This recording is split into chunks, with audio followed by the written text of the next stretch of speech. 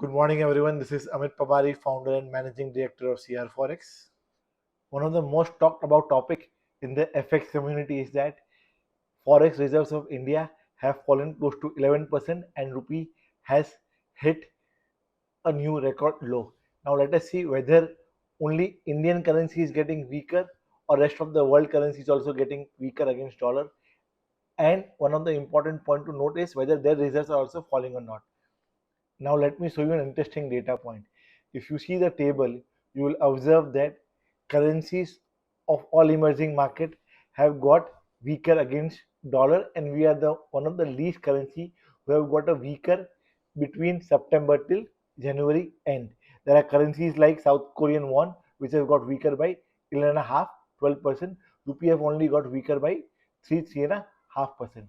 Now interesting point to note in the table is there are few countries who have kept their reserve at the same level.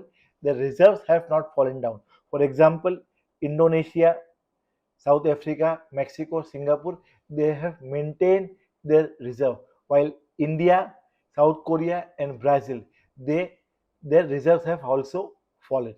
So basically, we can conclude that we chose the reserves to get depleted in order to protect our currency. Now the question what can trigger to a lot of people's mind whether our reserves are adequate or not, or whether we are under a stress situation currently. In order to understand whether the reserves are adequate or not, there are two, three metrics which can give you that answer. One of the metric which is known as IMF assessing reserve adequacy metric. Basically ये क्या करता है, ये आपका जो short term liability है, आपका other liability है फॉरेक्स में, आपका एक्सपोर्ट कितना होता है, आपका broad money in the economy कितना सर्कुलेट होता है, based on that IMF ratio comes out. Ideally, they say that the ratio has to be within a range of 100 to 150%. Currently, as on September 2024, our ratio is close to 236%, which gives us a confidence that our reserves are adequate based on IMF tool. The second method to evaluate adequate forex reserve is Greenspan-Guidati rule, which was discovered by ex-Federal Reserve Governor Alan Greenspan and economist Guidati. It suggested that any country should have at least 100% of its short-term obligation what they owe to other countries.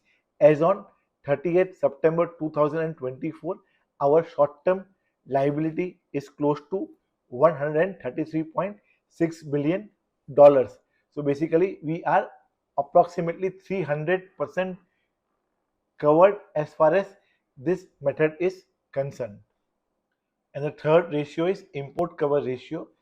Generally, it means that if someone is not been able to export anything, then till how many months they will be able to finance it import. Generally, they say that import cover ratio has to be close to 3 months.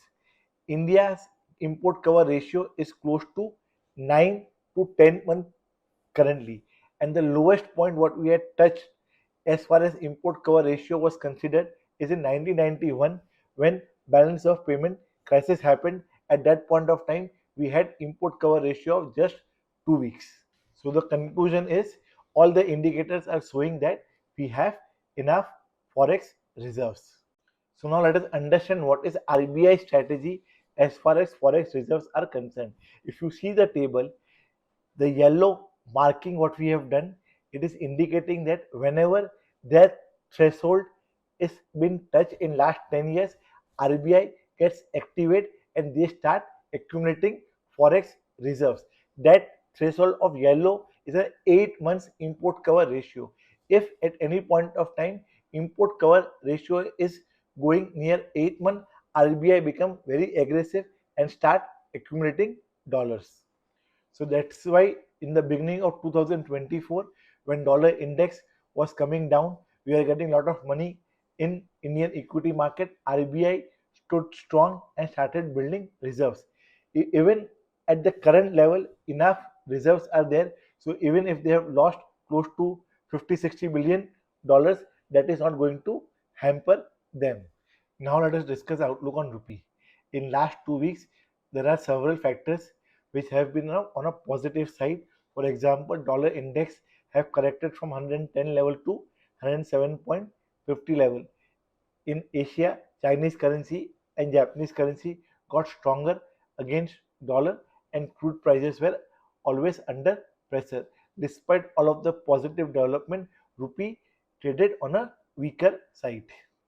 The primary reason for rupee weakness is because FII have been selling in Indian equity market, and in domestically rupee liquidity is in negative, which is stopping RBI to go and intervene by selling dollars aggressively. If they sell dollars aggressively, that is going to increase the liquidity deficit in the market.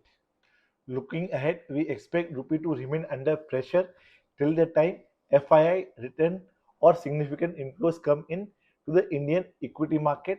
Second, if inflows come, RBI should not go and activate itself by buying reserves. If they do that, then the trend will get more firmer as there are no sellers in the market and there will be only buyers in the market. From a technical perspective, 87.10 is going to act as a very strong support for rupee, and 86.95 and 88.20 are going to act as a resistance for rupee.